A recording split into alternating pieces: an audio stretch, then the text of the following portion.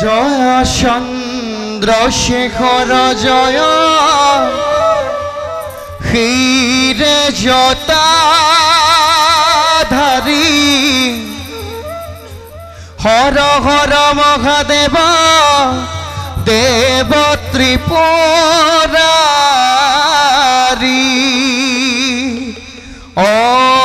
ওম নমঃ শিবায় ওম নমঃ শিবায় ওম নমঃ শিবায়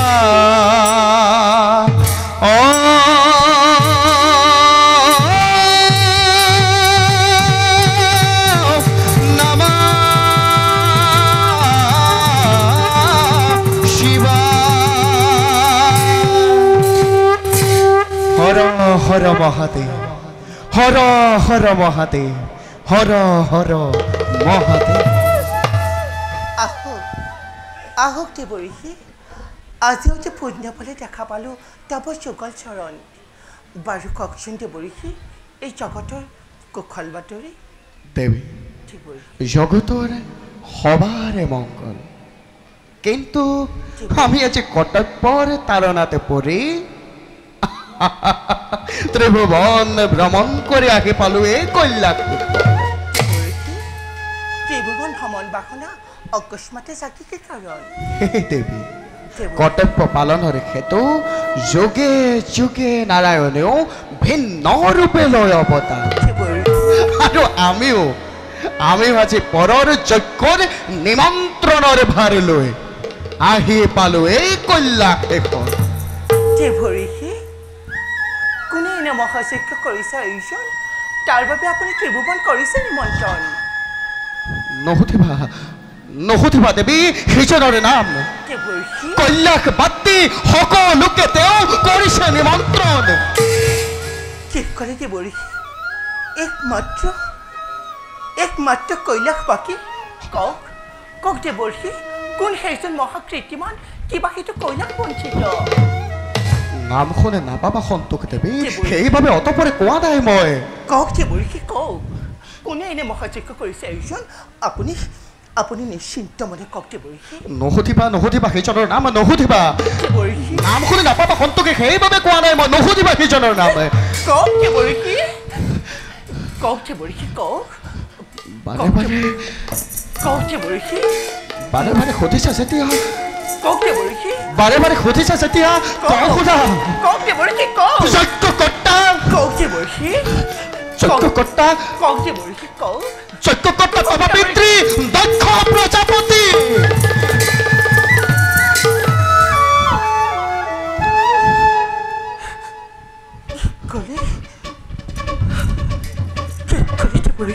সহদেৱ, যজ্ঞকৰ্তা তব পিতৃ সেই দক্ষ প্ৰজাপতি কল্যাণ ভাতৃ তেওঁ সকলোকে নিমন্ত্ৰণৰ ভাৰ মোৰ ওপৰতে কৰিছিল।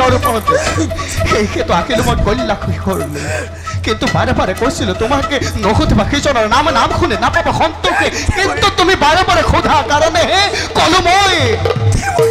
যজ্ঞকৰ্তা তব পিতৃ দক্ষ প্ৰজাপতি।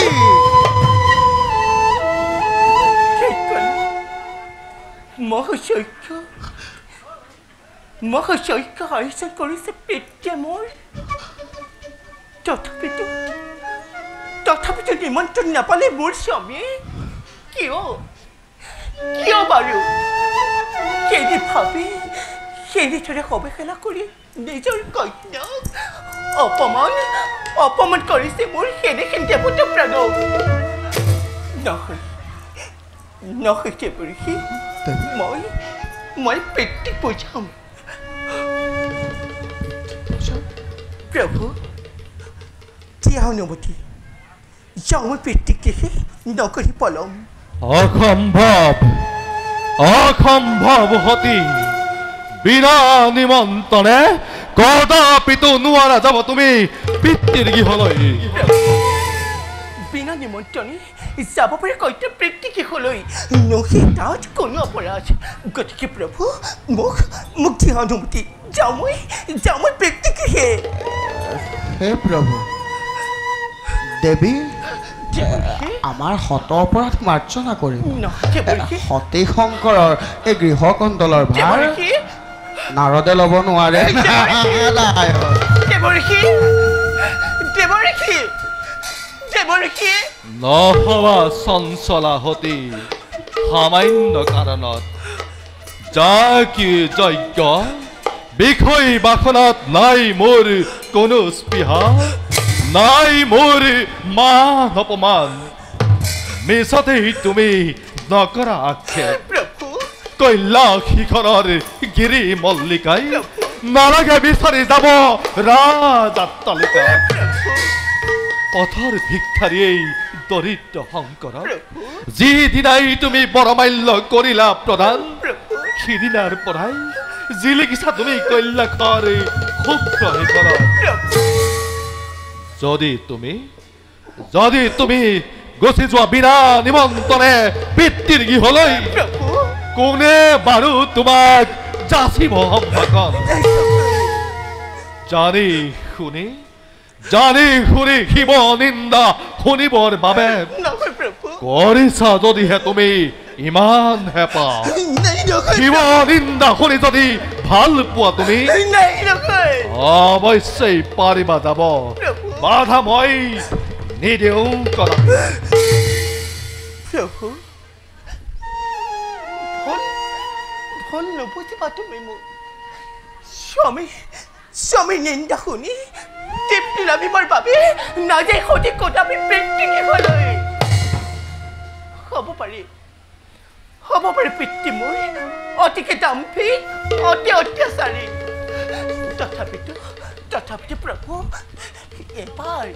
এবাৰ চেষ্টা কৰি চাওঁচোন পাৰো যদি পিতাক মই সৎ পথলৈ আনিম ঘূৰাই আৰু যদি ব্যৰ্থ হয় হে চেষ্টা তোমাৰ তেতিয়া তুমি কি কৰিবা সতী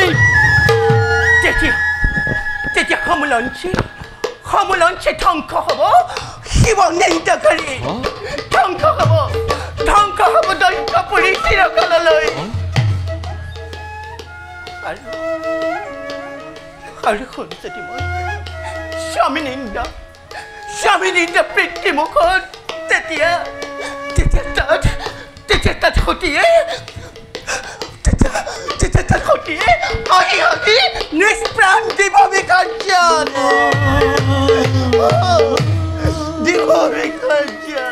নকলেও সেই কথা মই পাৰিছো বুজিব আৰু সেয়েহে বাৰে মই তোমাক কৰিছো বাৰণ যদিহে নোযোৱা তুমি পিতৃৰ গৃহলৈ শিৱ নিন্দা তোমাৰ নপৰে কাণত দৰিদ্ৰৰ মহাৰত্ন তুমি থাকা তুমি মোৰ বুকুৰ মাজত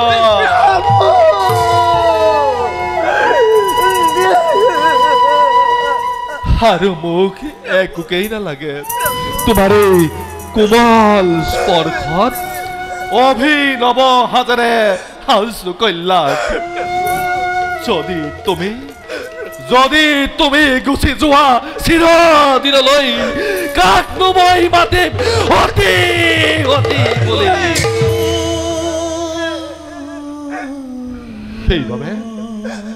সেইবাবে সতী তুমি মোক দুলাই নকৰা প্ৰাৰ্থনা তাৰ বাবে বিশ্বই যদি কৰে হাহাকাৰ ব্ৰহ্মা বিষ্ণু হয় যদি প্ৰতিদ্বন্দ্বী মোৰ তথাপিতো প্ৰতিৰোধ কৰিম নিশ্চয় কনক কোমল পাহি শিৱৰ বুকুত সততনে ৰাখিম মই মোৰ জটা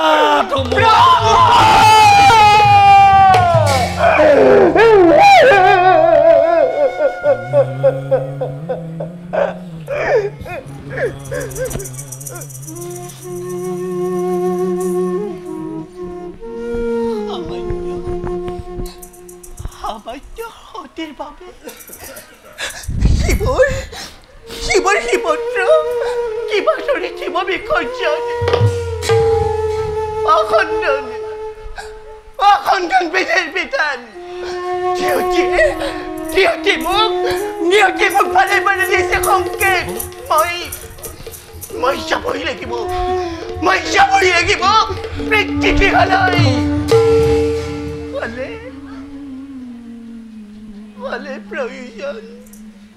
হলে প্ৰয়োজন তোমাৰ সেই সভাগী সতীয়ে তাত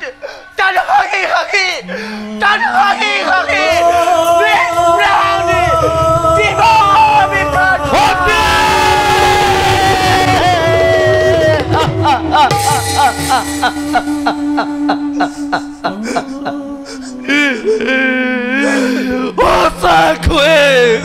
সঁচাকৈয়ে তেন্তে মই কান্দিব লাগিব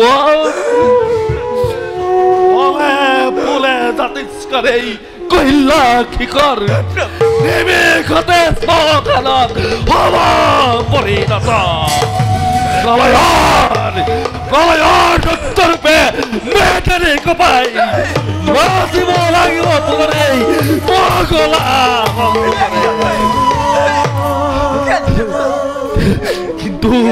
কিন্তু ইহু যে দৃশ্য অতি ভয়ংকৰ নহয় সতী তুমি এই কথা কৰা পৰিহাৰ ইহৰ সংসাৰ মূৰ্তি কৰি পৰিহাৰ তোমাকে সাৱতি পাতিছো পুনৰ সংসাৰ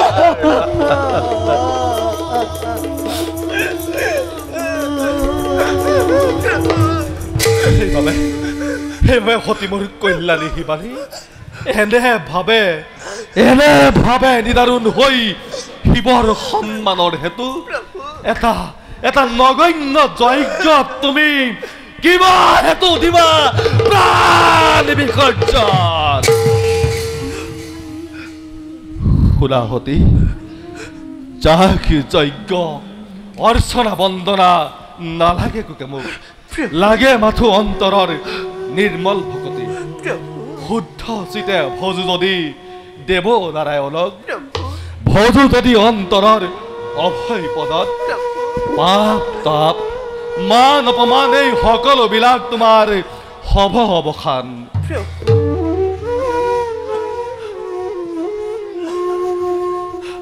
প্ৰভু দাসী মই চিৰিচৰদৰ চৌকে জন্মে জন্মান্তৰে মই সাবুনাৰে সেবিম চৰণ হ'ব পাৰে এই দেখা ৰূপান্তৰ মোৰ তথাপিতো মোৰ এই আত্মা তোমাতে লয় আঁতৰাই দিয়া প্ৰভু মায়াৰ কুঁৱলী সামান্য কৃষি নোখোৱা কণাপি তুমি সেই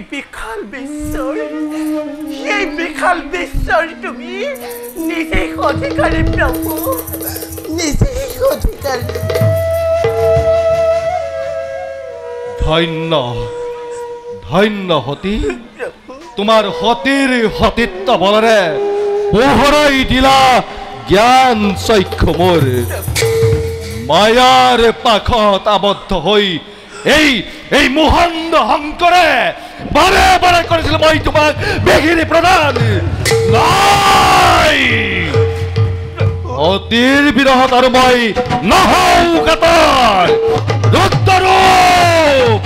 ৰূপ ধৰিবৰ মোৰ পালাই হবই নন্দে ভেংগে